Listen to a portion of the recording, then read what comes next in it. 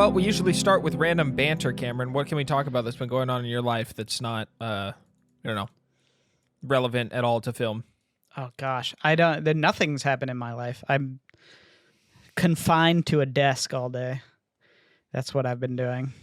You're just like the guy from The Apartment, which we watched a few weeks ago. I'm also a little bit like the guy in this movie, where he's like, I'm just trying to get out of Albuquerque. I guess so, but I for need you, my it's San big Francisco. I need my big break. It's San Francisco. I honestly, my week has consisted of me attempting to finish the Snyder Cut because of Oh no. the HBO pass that you've given me. It has been a journey, and I don't hate it, but it's long. I've been unable to finish it. Let's just put it there. That's what I heard. I heard it was not terrible, but it was definitely. I heard it was an improvement from the theatrical release for sure, but it was just like stupid long. And also, I don't really understand the whole 4:3 thing. I don't really get why he released it in that, because you could tell, like, looking just from some of the screenshots, you're like, oh, it was just like the raw, like that was just the raw camera footage, basically. Like they framed it so that they could crop. They framed it with, like, the bars on the screen. Yeah, because anamorphic is stretching, right? Like that's They didn't stretch it, obviously, because it's a digital format. So they just framed it where they have the top and bottom bars. Oh, it's a good thing this is on video because you could see it. So like instead of it being like this, which is what the camera records, they just framed it with guidelines on it. You got to tell the audio listener because not everybody's watching on video. In any case, it doesn't really matter. But I will say, I think the 4:3 adds a lot in terms of like making me feel like I'm watching the old Justice League cartoon. That's honestly the biggest draw for me, and the framing with it. And it's been entertaining to watch, especially like just the comparisons and the trail or the mind of an editor kind of comes out when watching it. I do a lot of video editing for my actual job, so it's interesting to sort of compare and contrast. I'm not watching them side by side, and I'm not that committed to actually go back and watch the awful Joss Whedon version. Yeah. But it is definitely more enjoyable, and I like watching it with my brother, who enjoys watching Justice League, like the cartoon. We both really enjoy the original cartoon. So I think it would be interesting to see it like in IMAX, probably, because it like takes up the whole IMAX frame. I think that would be cool, but other than that, I have no interest in watching it, and Juzo is gonna try to force me later on. So, lucky me. I can't wait for that day. I honestly don't know. I think the reason people are talking about it so much is that it's substantially more passable than the original cut, right? Yeah. And I'm so like just it's just enjoyable. It's nothing more than that. I really don't think people are going to say that this movie is incredible.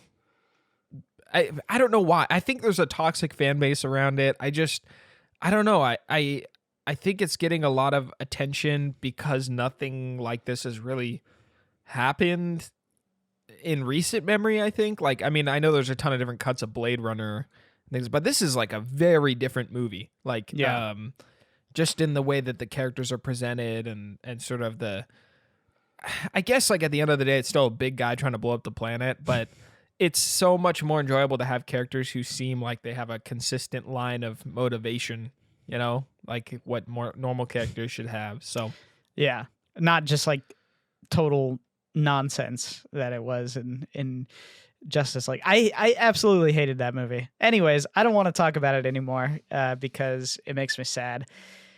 Hello and welcome to Cinema Spectator, a show where an expert and a casual movie fan watch movies in the cinematic canon. Today's film, we watched Ace in the Hole, directed by Billy Wilder, starring Kirk Douglas and Jan Sterling. My name is Cameron Tuttle, and I'm joined with Isaac Ransom. Isaac, how are you doing? I'm doing good. I'm on Team Juzo. Let's get Cameron to watch the Snyder Cut.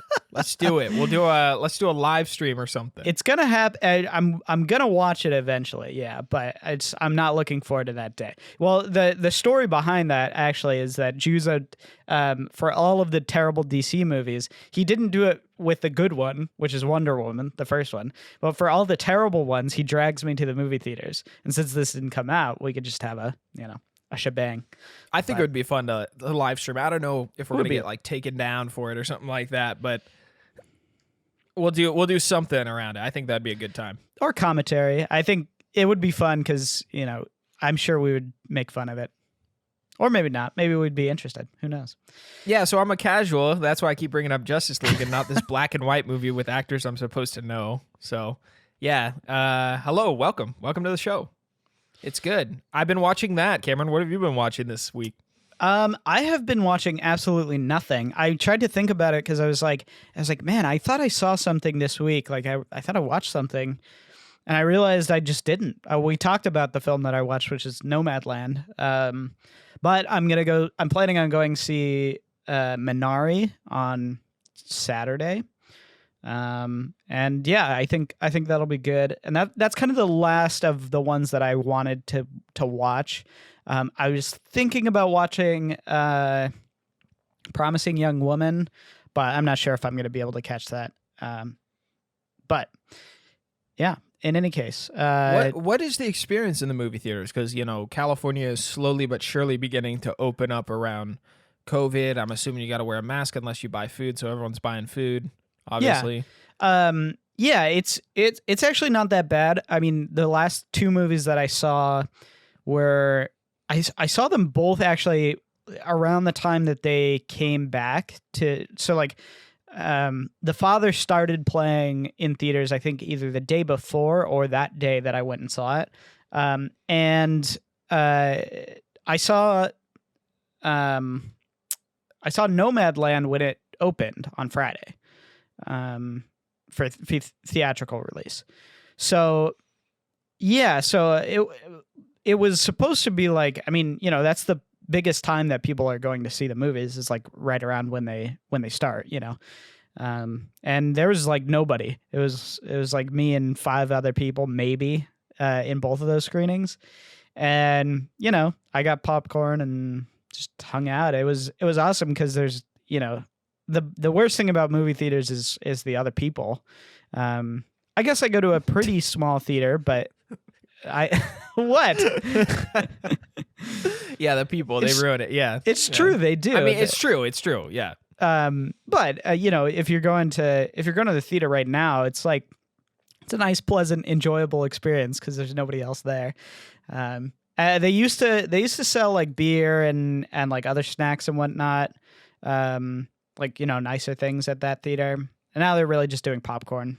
But that's all right. I still like popcorn. So is there are there movies that are coming out currently that you would recommend people go see if they want to get out and do something? Because as far as I knew, I mean, you're talking about watching you go to a smaller theater. I'm assuming it's probably more cinema friendly, like your high class have cinema. I don't know, but I was thinking that they were just playing reruns of Trolls. Like, am I missing something? No. So it depends obviously on the theater that you're going to. My theater that's really close to me, it's the Daly City Cinemark right next to my house. So it's like a major chain. They were showing smaller movies. I think there's not a lot happening right now. So if you could find the Father in the theaters, I would highly recommend it. Yeah, that's what I would tell you to go see right now.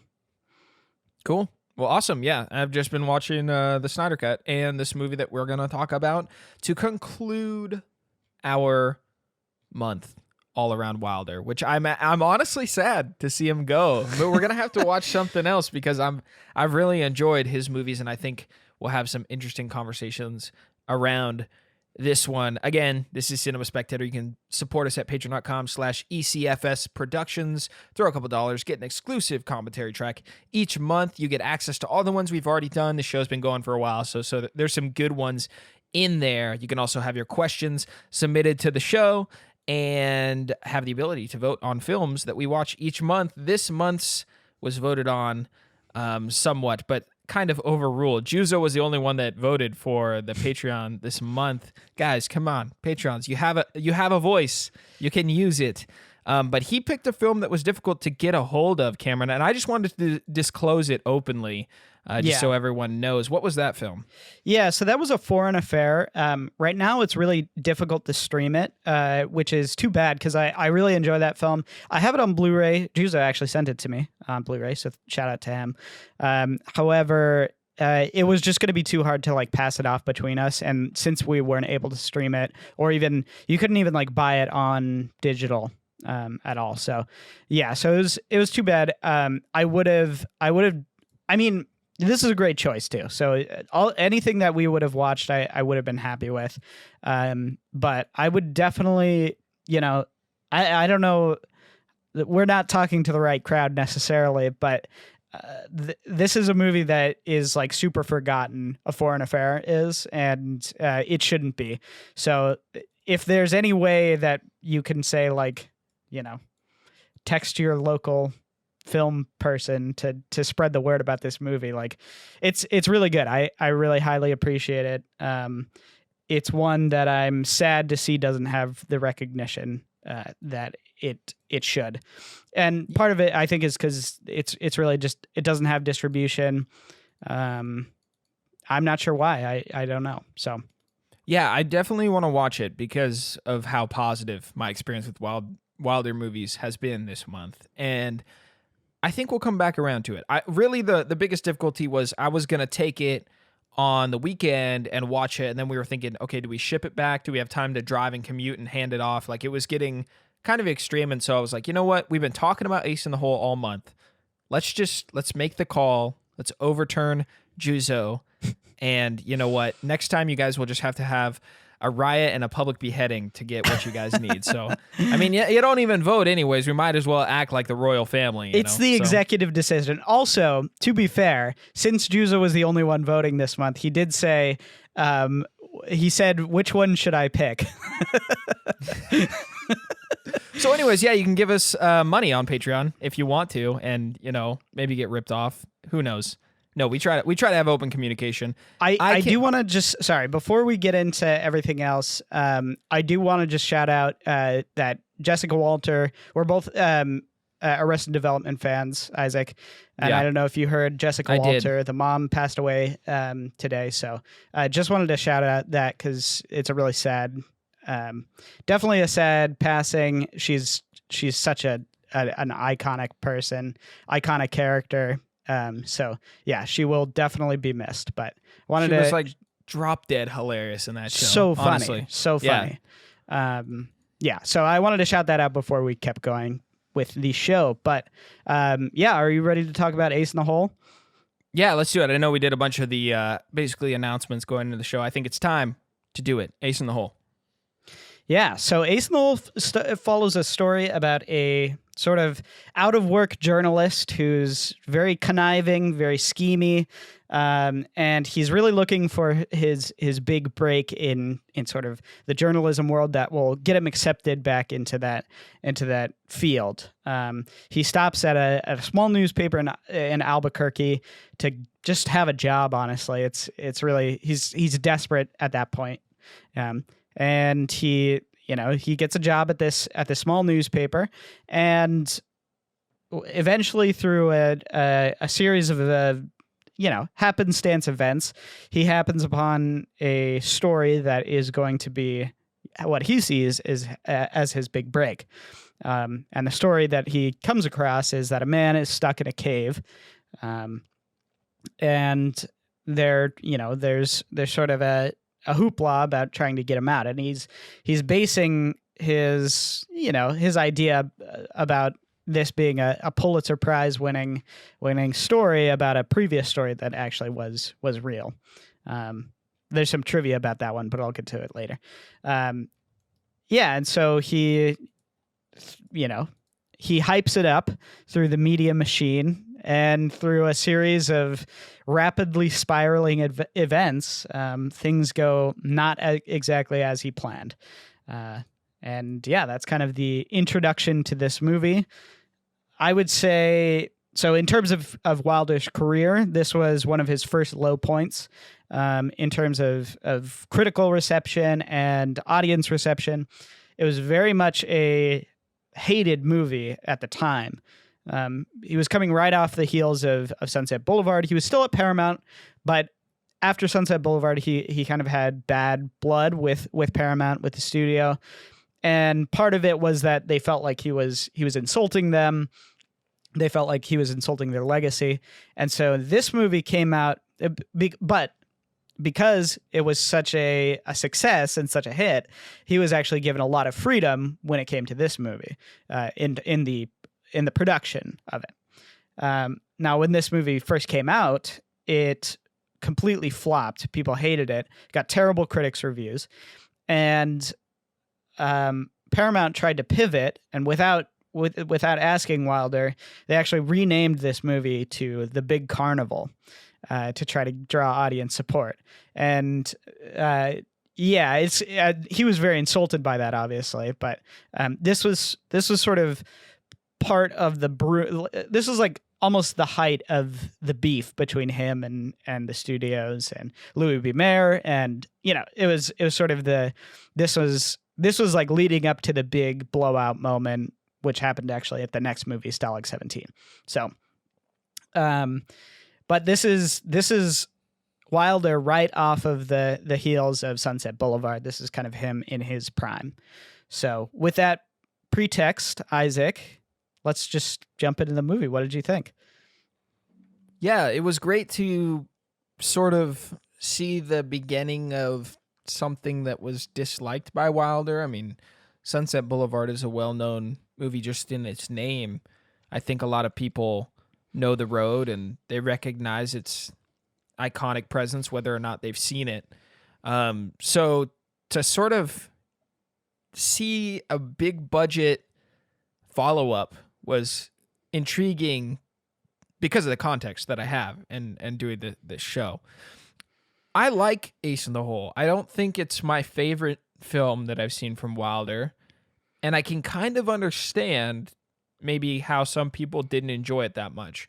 But to its credit, I do think that the movie has these like deep and very like interesting ideas that the characters kind of throw out and just let linger, and they go out into what is happening around them. Some deep moral conundrums occur in this film, and I really enjoy how there's this playful banter between all the characters experiencing the events of this movie, right?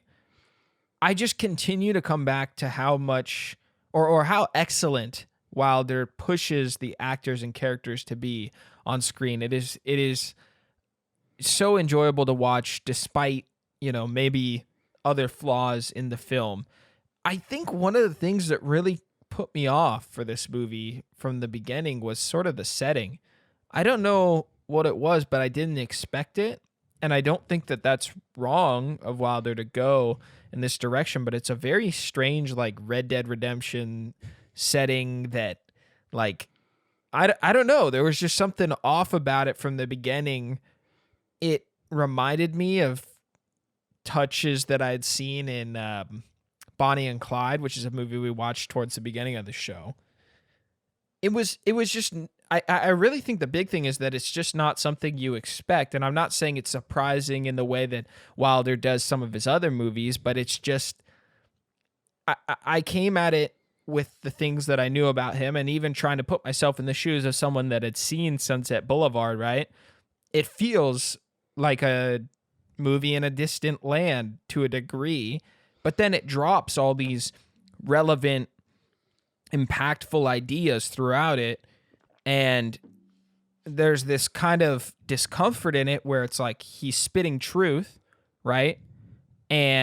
But it still feels far away in this strange sort of, I don't know, there's something mixed about it. Like, nothing about this movie felt homey, and there were a lot of characters that I had that thing where it was like, I know someone like that I've had a lot with other Wilder movies. It was more like, I understand these characters and they're well portrayed. It felt way more sterile, I think, instead of like heart piercing. But to its credit, like, there are these incredible lines, like where Kirk Douglas's character is talking about, like, bad news is good news, like bad news sells the best, right? Or nobody, the whole thing about, like, nobody cares about a group, they all care about the individual. But it's not that they care about the individual, it's that he cares about the individual, right? Like, there's all these little details that are like cementing the Wilder style, right? So I feel a tad conflicted on it, because it's not a movie that I want to jump up and down and watch again.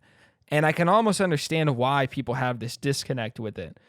But there's also so much to enjoy about it too. There's a lot of cool things. Towards the end, it's crazy and bombastic. You get this small touch of, like, Some Like It Hot in its finale, and the budget is going wild, right? With all these extras and just crazy. The crazy carnival scene at the end is just fantastic. And I think that kind of leads into my final thought with the movie, is that I think this is one of the most beautiful Wilder movies I've seen visually.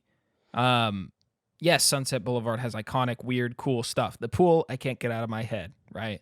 The apartment has this subtle style that sticks with you, where you'll never forget the office scene of him sitting, right? There's just this coolness about the office that I love, right? Or the apartment, sorry. And this movie has a, like, not fairy tale, but there's something that is kind of mystic about its setting and cinematography, from that, like, kind of crazy looking ruined cave, like, there's just something, like, it makes my gut turn the same way that, if you've played this game, like Shadows of the Colossus does, where there's just something ancient and interesting about it. And all the shots are, like, composed around this abandoned, like, cave that's supposed to be linked to Native Americans, right? And then to see there are just, like, these very interesting shots of when Kirk Douglas is talking about bad news, right? And he's sitting in the car next to the photography kid that he's working with, right? He's talking to them, and they're like, well, it's right when they get there. And he's like, let's go see what's going on. And the camera's on Kirk Douglas, and then the car peels off, and it puts the cave, like, in the upper right of the screen as the car goes. I'm like, dude, this shot is great. Or there's that incredible scene after Kirk Douglas tells everyone to get out of the area, right?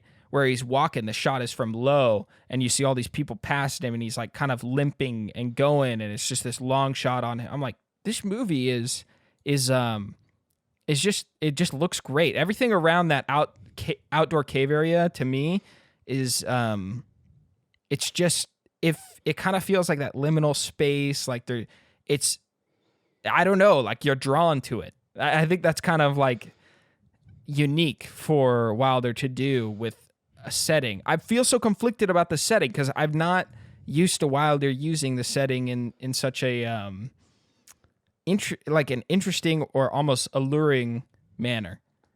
Yeah. I'm a little all over the place on what I'm talking about, but yeah, it's interesting that you mentioned that, because one of my biggest hurdles with this movie, or sort of falling in love with this movie, because I do think it's really great, and I think it's definitely his most cynical movie, or at least one of them, and it's definitely one of his most, like, biting and dark, and, like, really it doesn't have a lot of humorous elements. It's really about sort of the darkness that is in humanity, and sort of it's definitely one of his most serious movies. And so I think for me, that's one of the reasons why it's, like, it's a little tougher to get into this movie than it is for some of his other ones, I would say. But I actually love the setting. I think it's beautiful. It's, like, it's so desolate, and like, it feels like ravaged almost. And then, when there's so many people, It's like full of life all of a sudden and like weirdly jovial, and it still feels like really haunting and very like depressing. And then at the end, there's just that shot of the dad. Oh yeah, that is It's such a great shot and in the movie. it's so devastating. Yeah. And so I love the setting. I think it's one of the best aspects of the movie. For me, I want to touch on one of the things that we normally talk about, which is the characters. Um, the characters in this movie are all extremely unlikable, which is a little bit different for Wilder, I would say. Most of his characters, even if they're villains or even if they're people who are um, you know people who shouldn't be looked up to, most of the time they're usually likable, or they usually have something that you kind of attach with. This movie really, I think, purposefully makes everybody the bad guy, makes everybody kind of the villain. The sheriff, Kirk Douglas's character, the wife. You don't even really like Mendoza, the guy who's stuck in the hole. You don't even really care about him all that much because well, I think purposefully, like the movie doesn't get you connected to him as a character. Well, I don't know. Like I found him pretty interesting to watch, I think. Like Well, I yeah, everybody's interesting to watch, but not every. But basically, there are no characters that you feel like you're on their side necessarily. I guess you are on the side of him in the cave. yeah. Yeah, I liked Leo's character. I felt like he was pretty sympathetic. I don't know. I think so. And even the doctor character that comes, I mean, he's a side character, but I agree with you. The main focused characters are quite unlikable. I didn't even think about that. That's a good point. Yeah, extremely so. And what's funny about that is because he's Billy Wilder. I sometimes I don't really like that in movies where all the characters are unlikable, or where all the characters um, are sort of, you're not rooting for them.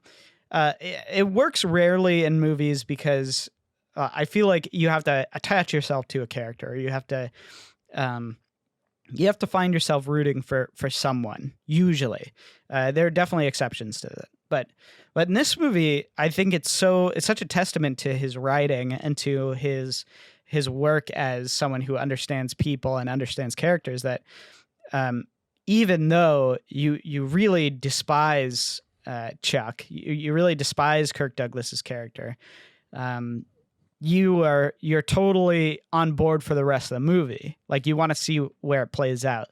You want to see how far he takes it, how far it goes. As much as I think Lorraine is probably it might be Wilder's like least attractive female character. Not just because, well, I think Jan Sterling is attractive in the movie, but like just as a person, she's so disgusting. She's just such a terrible person. And he makes that point over and over again. And at the, sort of by the end, you feel like, oh man, she's just the worst. And I don't know. I find it so interesting that he's able to keep that balance of like, usually when you have a cast of characters that you hate, you're not invested in where the story goes. You're not invested in where things end up. But you didn't even realize that you hated most of the characters when, yeah, you did. Like, you didn't even make a note that it was something that he was doing. But yeah, I think for me, it's one of the strengths of the movie, because it definitely shows how good Wilder is. But at the same time, it's a little bit exhausting by the end, I would say. Well, I found Chuck Tatum's character to be like now that you mentioned that they're all bad, they sort of represent different like styles of evil, I guess. Jan Sterling's character is kind of greedy and driven by that, where like the sheriff is very like power hungry, like wants everybody to like him. He's going for that reelection. He's corrupt, right? And it's interesting how the newspaper guy, Al, uh, Al, the newspaper, the other The newspaper guy head. that Kirk Douglas's character was working for, right? He has this stern, unlikable nature to him, but it comes down to this hard standard, right? Like he has a standard of truth that's introduced early on in the movie. And I loved, while there's attention to detail, I noticed it right away where Chuck Tatum compliments the newspaper head about how he wears belt and suspenders, and like that continues to come back and around, but he's wearing belt and suspenders at the beginning of the movie, right? And eventually he throws his suspenders away. And I found that Chuck Tatum's character is not like held to those standards, but he is held to one standard that he repeats constantly. And it's almost like there's an echo of similarity between the lead of the small newspaper and him. They have that connection with the belt and suspender thing. They have constant disagreements on how he's doing his job, and things like that. But there's this line of a moral standard for both of them. Now, the newspaper head, the old guy, like he has a line that is almost exclusive, like, and it doesn't really include a lot of people in his circle of trust. Whereas like Chuck Tatum's character has this like line that is above all else, kind of. I don't know if I'm making a lot of sense, but the one thing is that he's like for the individual, right? Like that individual is the story. It's the heart of it all, right? And it's almost like as soon as Leo, kind of spoilers, right? If you want to watch this movie, so you've been warned. I'm just letting you know. Leo doesn't make it out of the cave, and that like breaks Kirk Douglas's character. Like he really begins to be like, that was the line I was never gonna cross, right? Whereas all the other characters don't seem to care, right? They didn't have a moral line. So it's like there's this comparison of extreme like line, right, with the newspaper guy who's introduced early on, and already you can see that Kirk Douglas's character is sort of jumping around that, almost making fun of it, right? Where he's like, "Oh, I'm not drinking in the office. That's just a bottle," and then he has a drink later on in the movie when he's technically still employed by him, or he doesn't go to the rattlesnake thing because that's boring. He wants to do the crazy story. And it's almost like he's making fun of him, but when it comes down to it, he actually does have a line himself, right? Nobody else seems to care. Nobody else seems to have that line. Those are the two with like a moral like conviction, and even the lead of the newspaper doesn't have any sort of conviction besides judgment over Chuck Tatum's character, or Chuck Tatum in the movie, right? Sorry, I'm like switching the names back and forth. That's Kirk Douglas's character. So it's I found that to be the compelling hook at the end, because they're all unlikable, but that line of morality coming strong and almost changing the entire demeanor of Chuck Tatum in the film, like that really brought me through to the end of the movie. And I agree with you. It's a little bit exhausting, but once that shift begins, once they say there's no way the Joe's going to make it, and then the doctor puts a deadline, right? You can see this sudden shift that is the great Wilder moment, where it's like, I'm gonna give a ton of complexity to a character that you think you've pinned down. That's what's so great about his character, despite his maybe evil side. Like that really resonated with me, and gave the film a lot of credit. Yeah, no, absolutely. And what's so funny about this movie is it's so dense in what it's talking about. Like there's so many ideas layered on top of each other. And even that is kind of what pulls the movie through for me, is like, Yeah. as much as maybe it also contributes to the exhaustion element of it. But there's so much in the movie about what it means to be a good storyteller, what it means to be a good you know obviously they, like you were talking about, Al has a much stricter line about telling the truth, whereas Chuck, he has this, he can bend the truth if he wants to, but he gets to sort of the soul of people, right? He gets to the soul of what that's what he says. It's about the heart. I'm hitting him right here in the Right. heart. And so he has this connection to storytelling that is much more loose with the truth, right? But is as he sees it, much more effective in bringing it to more people. And what's so interesting about that is that the people aspect is really what's dangerous in the story, right? The fact that there's people people are giving the story attention, that's what is actually what kills him. In the end, it's the fact that he's willing to extend this because more people would be interested in it. The fact that there's a big carnival by the end, it starts with just a handful of people and it grows and grows and grows. And then, they're selling out burgers, and everybody's invested in making this as big a story as possible.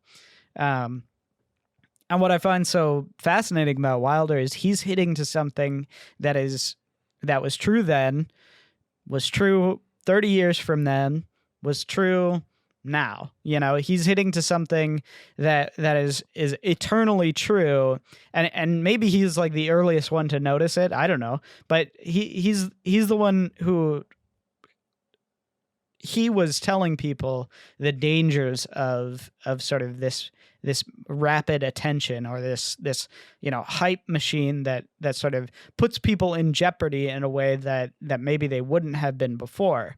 And it's one of the most cynical parts of the movie is that Wilder, I don't think he even really provides a solution to it, or something to, like, there's no hope in what Wilder's saying, because everybody else is trying to do it too. And he gets that. Wilder's not like, there's no beat journalist on the story who's like, oh, you really shouldn't do this. Or, the sheriff is involved in it too. That even his wife, Mendoza's wife is in on the grift, essentially. And it's so cynical. It's so dark. And it really is what elevates this movie from being sort of just watching an unlikable protagonist to something that is, I kind of like what you said, actually, sort of almost like a fairy tale, a modern day fairy tale. Because it's a cautionary tale of something that is very dangerous, and still very dangerous, maybe more than ever. Yeah, it's almost commenting on trends or things that people care about for a short period of time for like it's almost saying that, like, the hype or the trend kills people, right? And that's an over exaggeration or a literal interpretation of what it's showing, but I think today more than ever, it's crazy how much that's sort of come to be, right? Everybody's seen. Here's a stupid example, but it's the one that came to my head right away. I don't know why. Of all the things, of all the nonsense that we've experienced in 2020, this is the thing that came to mind. Those hoverboards. You remember that? When everybody was like into hoverboards, and how many injury videos you saw like around that, I'm sure someone died on a hoverboard, but it's stuff like that where it might not be a news story, but the entire general public is participating in some regard. And now, Fox News and CNN are saying, oh my gosh, hoverboards are killing people now. Like, that's just the new spin. Whereas it used to be, like last week, it was like, that's the trend. So we're going to dedicate an hour to fill up airtime or something like that to talk about hoverboard founder, Well, do you remember lawn darts? Not at all. Well, obviously, because they're illegal. They've been illegal since the 80s. And lawn darts were like a big thing. Why are you asking? Oh, Isaac, do you remember lawn darts? Well, Please, I wasn't even alive. I was just wondering if you had ever heard of this story, because I think it's a good example of kind of what you're talking about. So lawn darts are basically just like, they're darts. They're just giant darts that you throw in the grass, in like hoops. You put the hoops on the ground, you throw a metal dart in the grass, right? Who thought of this? This sounds like a terrible idea. Were they big? Yeah, they were big. Yeah, and a little girl died because they were being irresponsible with the lawn darts, and the government banned the lawn darts because like this one girl died, but like it was because it got so much attention. This story got like blown up, and there was this huge thing about lawn darts are dangerous, and it's like I don't know, it was just blown up from this one incident. There's this one thing that happened, and there was a hype machine around telling the story of it, and that's really what kind of went out of control. So and Cameron says bring lawn darts back already. I don't care about lawn darts. I'm just saying this is an example of things being blown up to a degree, like a national level, when it's just people were probably doing what they shouldn't have been doing. What I find so cool about the way that Wilder makes this statement is how it really impacts the individual, and also how the person who is facilitating this has an individualistic mindset in a way, right? Instead of a concern around like the group, like thinking about news articles and like today, right? Where they have like these mass numbers of people affected by certain things, right? No matter the situation in the last 10 years, they do that sort of thing. Like what's compelling about Chuck Tatum is his commitment to the person alone, right? And how when that story dies, it dies with the person. It really punches him in the gut, right? That, like, I don't know, like I find that to be kind of hopeful in a way, where it's like the people that are writing the stories about the individuals really do have somewhat of a good heart, but they could just be like corrupted, like in this terrible way because of their past mistreatment, or they're stuck in this rat race, so they have to, like, it's basically their living, right? And it's like essentially Chuck Tatum is saying, like, I give up on reporting, and he doesn't have a choice, but he gives up on life in a way too with that, because after he gets a wound from Jan Sterling's character, right? He doesn't treat it. He's like, it doesn't matter anymore, because like the story and the individual is dead. I might as well be dead too, right? So maybe there's a couple different interpretations of that, but I found his conclusion in the film to do what was right for the individual. Like it all came back to that, I don't know why I found that like comparison between like the group and the individual to be so compelling in the writing. I mean, it's just, it shows how much meat is on the bone, like there's a lot to take away from it. I totally agree with you, Cameron. This movie has so much to talk about in terms of like, themes or big questions to ask yourself. I don't think it's refined the same way that some of the past movies we've watched are, right? There's definitely more of a, how do I say, like, okay, this is getting way too technical in terms of microphones, but some microphones shoot in a way that's called like supercardioid, where they're like a cone pattern. They pick up a pretty good amount of sound in front of them. This one feels more like omnidirectional, where it's like it picks it up from all angles, right? Where it's like it's really just pulling from all these different places, and you can take what you want and think what you want. And I think that's where maybe an audience member gets a mixed feeling, or a feeling of like you can really take what you want from it in a way and pull from what you think. It's a little bit wider than what Wilder usually does compared to his like more condensed approach, I think. I think in some ways, maybe, although I think it's a very strong, it has a very strong moral statement that it's saying. Maybe it's, um, But I'm just see this is the problem. Like I have a hard time. Yes, I know something has to do with morality in it. What that statement is, you can really warp it to how you want to. Sure.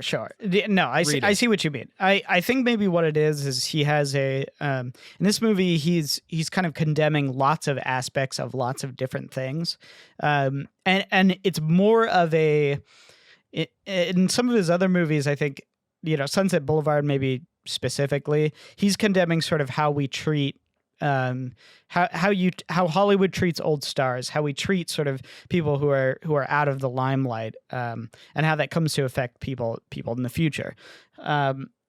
In The Apartment, he's talking about sort of missing the forest for the trees, or I guess actually the opposite. He's talking about missing the individual trees for the forest. Right. Getting somewhere trying to get to the top of some, some idea, or some company, or trying to get to the top of something. I'm missing the individual interactions in between there, missing being a person. In this movie, it's not quite as clear necessarily what he's trying to get at, but it's definitely I think it's more specific actually than some of his other movies, because he always considered himself to be a journalist as a filmmaker. He always considered himself to be sort of telling stories as someone who was trying to get to the truth, essentially. Someone who was trying to extract truth out of fiction is what he always considered himself to be. And I think this movie is him in some ways recognizing that it's much more difficult than it seems at first glance to get the truth out of to balance the truth element with the popularity element, right? So that's him just as a filmmaker. And at the same time, he's saying, like, what are the lengths that people go to make something, to get something to trend, to get something to be the hot new thing, to get something to be popular? What are the lengths that someone will go, and what are the lengths that someone should go? And he doesn't really give an answer to where it should go, but he definitely knows where it shouldn't. Right. He knows where the line is crossed. And so for me, that's what I find most interesting about this movie is I think he's talking to himself in a lot of ways as a filmmaker, as a storyteller. It's something that hits home for him, because he sees how much he sees how things can be twisted and can be devastated. And I think Wilder was a very morally driven person. That's just the sense that I get from watching his movies and watching interviews with him. He had a strong sense of right and wrong, and I think he probably identifies more with the Al character than he does with the Chuck character. Well, I don't know, because I feel like Al is like, he's the guy that makes documentaries, like there's no fluff at all, Yeah. right? So I don't know. Like, I think I hadn't thought of it in terms of like maybe a filmmaking or filmmaking storyteller perspective, but yeah, I think that totally gives Chuck Tatum's character a ton of complexity, and That's a good angle to think about it, Cameron. See, this is why you're the expert. I'm like kind of perplexed by that proposition overall. So I'm like, whoa, yeah, Yeah, and you know, and you can see some of the characters who are um, around the story as having similar meanings, I guess, because the boy who's the photographer, what's it, Herbie, yeah, um, yeah, the boy who's the photographer, he's kind of caught in the mix of things and really like out of his depth. He doesn't have a whole lot of agency in this movie, but part of it is he's being strung along by Chuck in a way that you know he gets in too deep essentially. Um, and you could see the other newspaper heads to be like studio heads or something like that, yeah, where they're all trying to get the sign on the story, right, which could be a film. But then there's also like a dissatisfaction in the way that Chuck Tatum delivers, especially towards the end when he gets the New York deal, right? He's so concerned about Leo and his state that he doesn't write anything. And then it's almost like, you know, the New York office is pissed because they don't have a story. They're behind. Everybody else got the story quick. And then when Chuck tries to tell the truth, which is like, it's my fault that he's dead. I'm a murderer. Reporter gone insane for a story. No one wants to hear that. You know, nobody wants to hear that story at all. Right. So it's, yeah, to overlay the film scene and what was happening with Wilder at the time is quite curious. And the fact that this movie flopped is it was almost like you can't handle the truth in a way, you know? Yeah, 100%. Yeah, that's totally how I see it, is that, you know, audiences did not like it because they didn't. It's condescending to them too, in some ways. You know, he's talking about you. He's talking about the people who are interested in the next trend or interested in the next new thing. And he doesn't necessarily look down on those people, but he definitely like says that they're part of the problem and they're contributing to this element of danger, or this element of sickness or unwellness in you know, in this situation. Like, as an audience member, you don't want to, most of the time you really don't want to be condescended to. Yeah, it's because the masses are like sheep. They show up. There's that one kind of family that you get to see the perspective of all the events and how they're having a good time. There's that kind of uncomfortable scene where after Leo dies and they're packing up and leaving, the wife of that family is like, "I'm sad." And yeah, she just cries. He's like, "Oh, it's okay," you know. And I was like, I instantly thought of, you know, all those people that cry when celebrities die. I mean, I know we shouted out someone that died, but we really enjoyed Arrested Development, but we didn't know that person, you know? Like, we're not going to sit here and cry on this podcast. We didn't know anything about her, right? Besides the fact that she's incredibly talented and hilarious in that show. And so it's like, some people go to great lengths to be like, oh my goodness, I need to be at the funeral. Like, I'm devastated. And I'm like, you didn't even talk to that person once, you know? Like, that I felt like this gut turning inside of me, whereas, you know, the only reason I bring this up is because my girlfriend Juliana is just an incredibly empathetic person, and has an extremely authentic heart too. So like when people die and that are famous, and even if she has like the smallest ounce of, you know, connection or any sort of impact, she becomes super sad. She feels deeply moved by it, right? And I just sit there kind of like a jerk, and I'm like, why? Like, you didn't even know that person, you know? It's terrible, but it's true. I always say that, and she gets mad at me. But like I saw that scene play out with the family, where like the wife starts crying and the husband's like, it'll be okay, you know? And it's just like, ooh, like I didn't like seeing that, you know what I mean? Because I didn't know it. It felt wrong, you know. It was like it was pointing the finger at me a little bit, and I was like, "That's powerful, you know. Give it to me." I appreciate like people calling out the truth in those moments, right? But I was also gonna point out the scene. There's that moment where the miner talks about, well, why are you guys using the drill, right? Yeah, the skeptic. That is such a tense moment, you know, because he's like really putting Tatum's character on in the moment. Like the radio host is like, "What do you mean? Like they could do it a different way? What do you mean they could have saved this guy fast all of a sudden?" And they shut him down quick. People are they're like the sheep are quick to take tension away. Where this one lady's like, "I got stuck in an elevator once." You know, it's just it's suddenly like, yeah, it's well done, and it kind of to overlay the scene of Hollywood around that. Yeah. Cameron, you are an expert, dude. Wow. Well, yeah, I would say, just to kind of close out the talk of this movie, there's a couple just like minor trivia things that I wanted to bring up.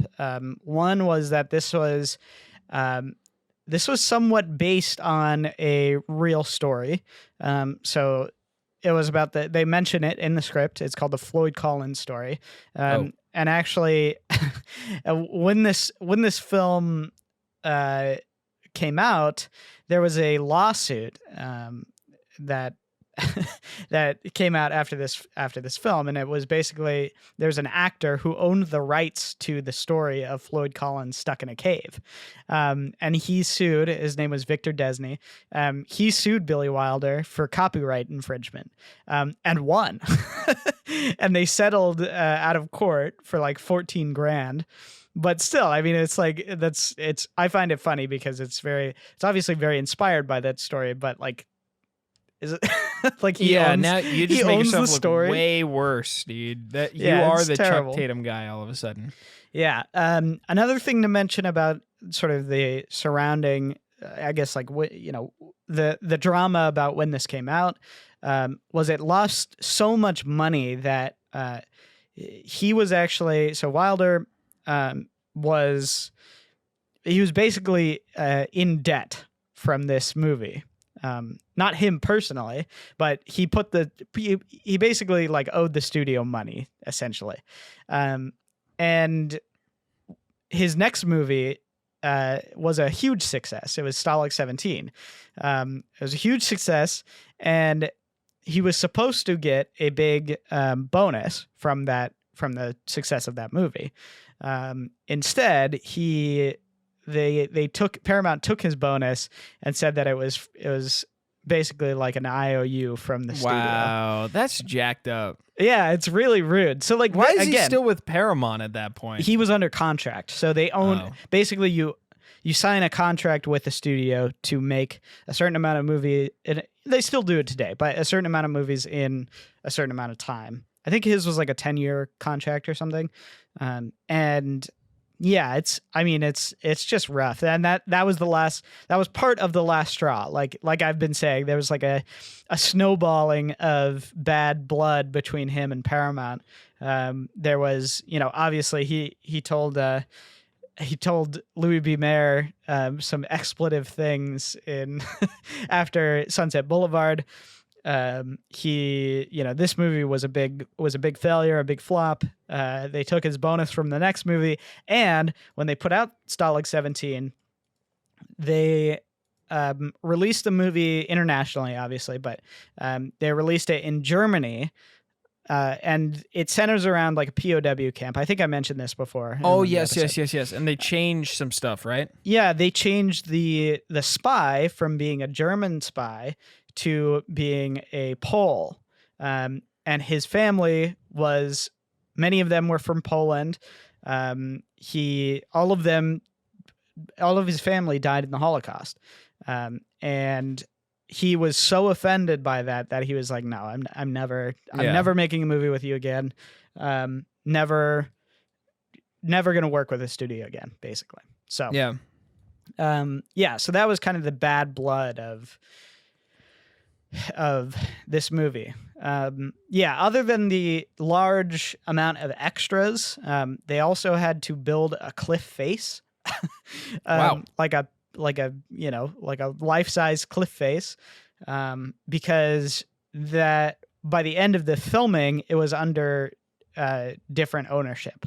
And so they had to change the they had to rebuild a copy of the face. Oh, that sucks. Yeah, it's I think it costs like 30 grand, Oh, geez. which back in 1950, that's not Yeah. an insignificant amount of money. I think that's all. I was trying. I mean, There was one other. Oh yeah, sorry. Just to mention the big about the big carnival, right? That was the name of the movie until the DVD release. That was the sort of restored the name of the movie. But before that, it was called The Big Carnival, which is ridiculous. Like that doesn't even. Oh, now I don't know what to call the episode, Cameron. It's Ace in the Hole. It's Ace in the Hole. All right. Let's get into some ratings, Cameron, and then I want to do closing thoughts on Wilder, unless you got anything else to add before we get into recommendations. Cameron, what do you stamp this film with? We rate on a scale of for everyone, for casuals, for the curious, and for the cinephiles. Hopefully that's self-explanatory enough, Cameron. What do you stamp? I would say it's probably for the curious. It's probably it's not his most fun or enjoyable or delightful movie. And with that, if you want to go into a movie being like, yeah, this is going to like hit me in a certain way, you have to know what you're getting into with this movie. Personally, I think it's not really for everybody. I would show people like 5 other movies before this one. If I was introducing them to Wilder. But it's a really good example of him at his most sort of like biting and critical. 100%. Yeah, like I'm with you there. I think it's for the curious. I really wanted to put this middle like smack in the center between curious and casual because I don't think it's like in terms of it's still it's a fine movie. I think that you're totally right when you say you'd rather show so many other films first. I think you could pass over this one. I think if you are just really into Wilder, you got to see it. You got to see what it's all about. And I think with Cameron's context around his experience with studios and all that stuff, like it brings a new light. I'm kind of wowed in this episode just talking to you about it. I'm like, oh yeah, whoa. Like I'm taken back. I don't know how I missed that. So yeah, I think that's sort of my rating with Ace in the Hole. Cameron, I want you to give some closing thoughts on Wilder. I know you did a great introduction. You lined up some awesome films for us to watch, and then you feel free to ask me any questions about Wilder and my thoughts on him overall as a filmmaker. We've only done this one other time with Scorsese, which I absolutely love Scorsese, and I think I'm leaning towards the same feeling with Wilder. I'm quite surprised, pleasantly surprised. Yeah. I mean, closing thoughts about Wilder. I don't really have too many other than the stuff that I've already talked about because I think his movies speak for themselves. I will just say, as we're closing out this month, he really had a bad last few years in terms of his filmmaking and personally his life too. His writing partner IAL Diamond, he passed away from cancer, and he actually didn't tell Wilder that he had cancer until he was on his deathbed, and he was really hurt by that personally because he was like, this has been my writing partner for like 25 years. This is someone who like I care about deeply, and he didn't even tell me. He didn't even let me know, and he was devastated. And also, Diamond was younger than Wilder at the time, so it hurt him really, really bad. In his last couple of years, he made really not that many movies. His last movie was called Buddy Buddy. It was also starring Jack Lemmon. I actually haven't seen Buddy Buddy, but I hear it's really not very good. It definitely has a reputation for being sort of his worst movie.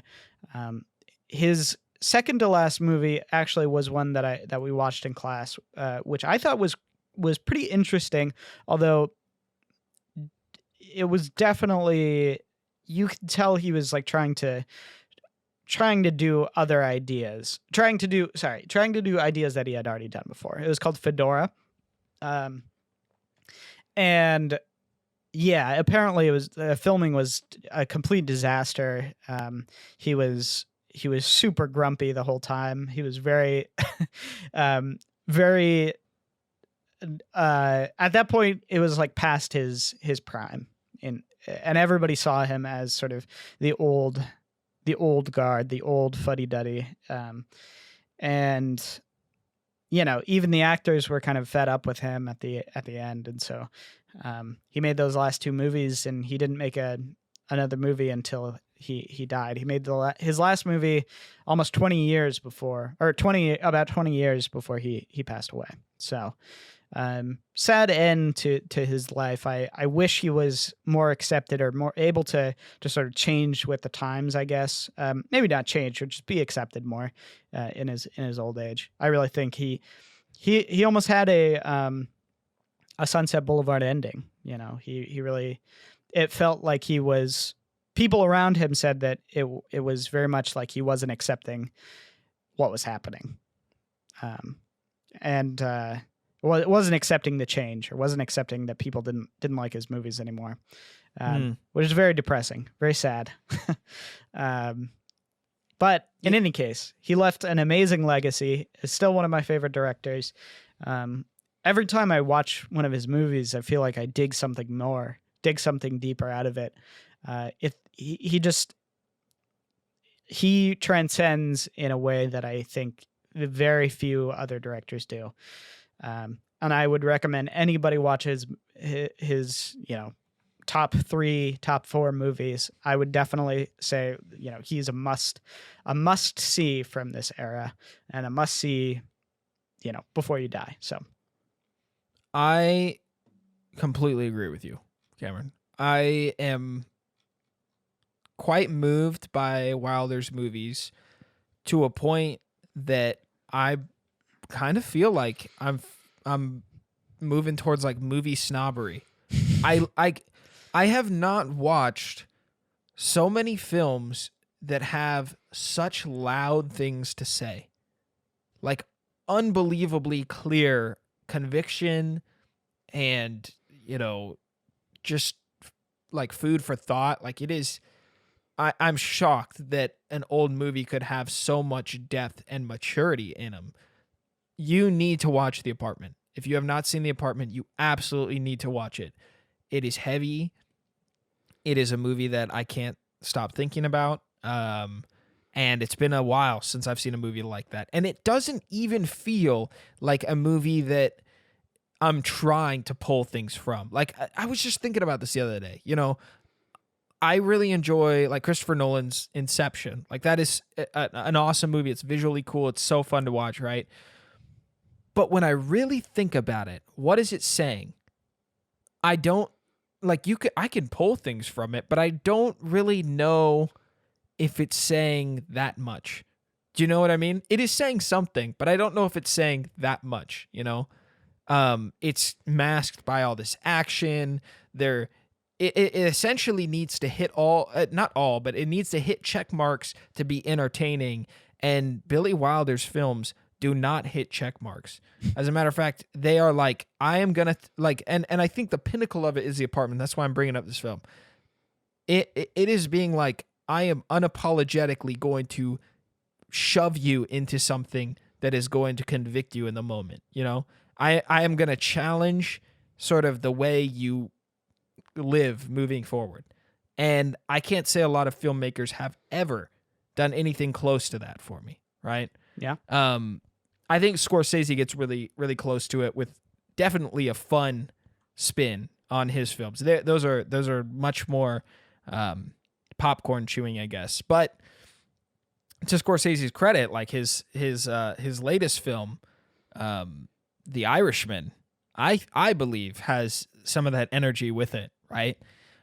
I was just so taken back by The Apartment, so entertained by Witness for the Prosecution, and calling back to our earlier episode, just surprised by Sunset Boulevard. I think like I didn't know old movies had the ability to do that, and there's no doubt in my mind that Billy Wilder is one of the greatest directors. So I mean, you've converted me, Cameron.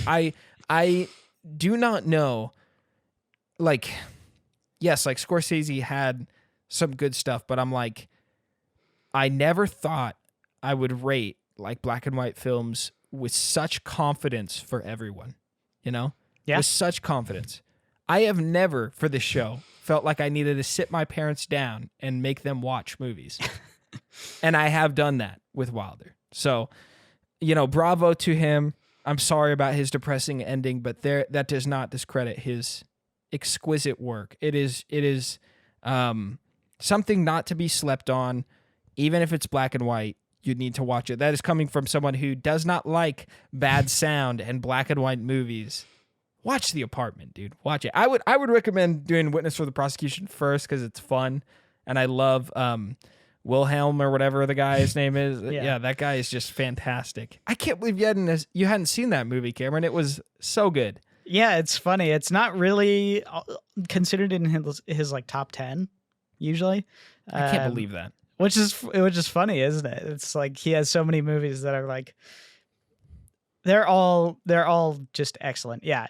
How does it feel, first and foremost, to be basically in like the top 1 or 2% of the population in terms of a filmmaker? Like, more than almost anybody on the planet. I don't Billy even. Wilder. Yeah. Isn't that crazy? It's surprising to me. Like, I can't believe how many people have given me a strange look when I bring up the fact that the last 5 episodes of a podcast that I do weekly are on a great director named Billy Wilder. They're like, who?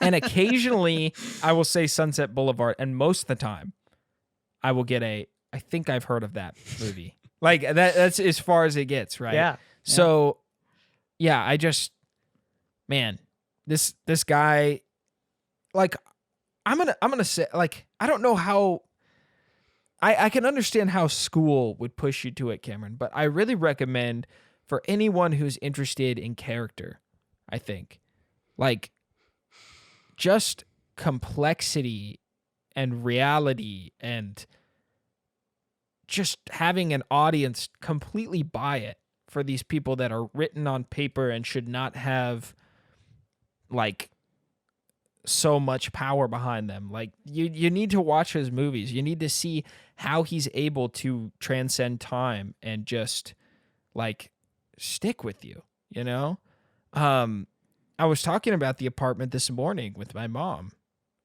before I left, and she was like so fired up about how much she hated the executives in that movie.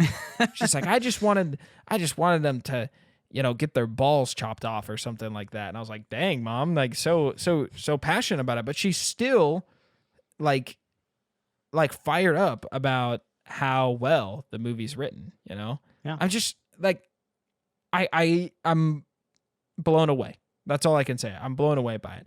I don't think Ace in the Hole is the movie that everyone needs to see. I think you said it well, Cameron. But there's too many good ones that I've been a part of viewing that I'm just like, I can't ignore it anymore. Like, he's won me over on black and white films. Just curse you, Cameron. Curse you is what I say. I'm glad because, it took this long into the podcast, but it happened eventually. Now you won't give me a hard time. Yeah. And we've watched a lot of good black and white films, I think. So I agree. I think one of my favorite things about watching black and white films is how shocked older people look when they walk in and you're watching a black and white film. That's probably the most entertaining experience for me. Like, Juliana's dad has walked in multiple times and he's like, is that Kirk Douglas? Like, he's just so, he's like, what are you guys watching? Like, he was so like interested. Like, why are you watching this? I was like, something I got to watch for the podcast, and he was like, oh. And then he just goes on and on about Kirk Douglas, and I don't even know who he is. So, well, we will have to watch Paths of Glory at one point. I think we'll definitely do a Kubrick deep dive. But Paths of Glory is basic. I think that's Kirk Douglas's best role. But this was actually his breakout role. I just wanted to mention that before we leave. It was Oh. like his first big. I mean, he was in stuff before this, obviously, but it was his like first gig as the leading man. So Yeah, it was good. Very convincing, and you could tell he's got that actor energy. totally. So Yeah. yeah. Well, I think that pretty much wraps it up for this episode. I'm sad to see Wilder go, but I'm sure we're gonna watch another one of his films eventually. I do want to see Foreign Affair. Yeah. So we'll have to figure that out. Maybe we'll have to buy another copy or something like that. Yeah. Yeah. Well, next month we decided we are going to do sci-fi movies. It's going to be a lot of fun. Oh yes. We're going to start maybe at the beginning and go up to now. I'd like to do so maybe I'll have the vote be like modern movies, modern sci-fi. Could be fun. I think there's a lot there. There's a lot to squeeze out of sci-fi. And I think it'll just be fun. It'll be a fun topic. I know we already covered The Thing, so don't get upset if we don't have that on the list. And A Thing from Another World, which is probably a retro one. I really want to see some good like black and white alien movies or something like that. Like it's got to be in there, Cameron. Yeah, we'll see. Because I'm thinking about. Well, I don't know. I don't want to spoil it, but yeah, we'll talk about it. To our voting patrons, I want you to know I have not seen Annihilation. And I have not seen Arrival, and I don't think I've seen District 9. So Did you see Blade Runner 2049? Of course I've seen that, yes. Oh, it's great. That's a great movie. Is that really... I guess it is considered sci-fi. I'm thinking totally. aliens right now. I'm like stuck in alien stuff, so... yeah, no, I saw Blade Runner 2049. That would be an interesting episode. We'll let the patrons decide for the final one. I'm excited to get into Sci-Fi Month with you, Cameron. I think we're gonna get away from deep meanings and powerful things and into strange, obscure, existential thought. And what does this mean? Or am I really just referencing the Cold War? Who knows? You know. So Yeah. All right. Well, I'm looking forward to that, guys. We post every Monday. We appreciate your support. Tell friends and family. Give us a rating on iTunes. All the good stuff. Patreon.com/ECFS Productions if you want to support us. And we post here every Monday, and the video version is late most of the time because of my awful schedule and content creating. Yeah, so come back next Monday. We'll post on all the good platforms like Spotify and iTunes. But iTunes is where the ratings break the algorithm. So help us break the algorithm and subscribe to us at ECFS Productions on YouTube. I'm done shilling, Juzo. Do not scream into your radio set. he doesn't like that you shill twice. It is what it is, man. As you can tell, we're covered in money. That's why I shill every time, right? Just fantastically rich. It's called engagement. I'm growing a passive income multimedia network. whatever those pyramid scheme people say. A bunch of bull crap. All right, well, we'll close it on that. And we'll see you next Monday. Cinema Spectator is an ECFS Productions podcast executive produced by Darren O'Neill. If you want your name read in the credits of the show, you can check us out at patreon.com/ECFS Productions to achieve this status. Thank you, Darren, for the support, and for the rest of you, we appreciate your support as well. Have a good one.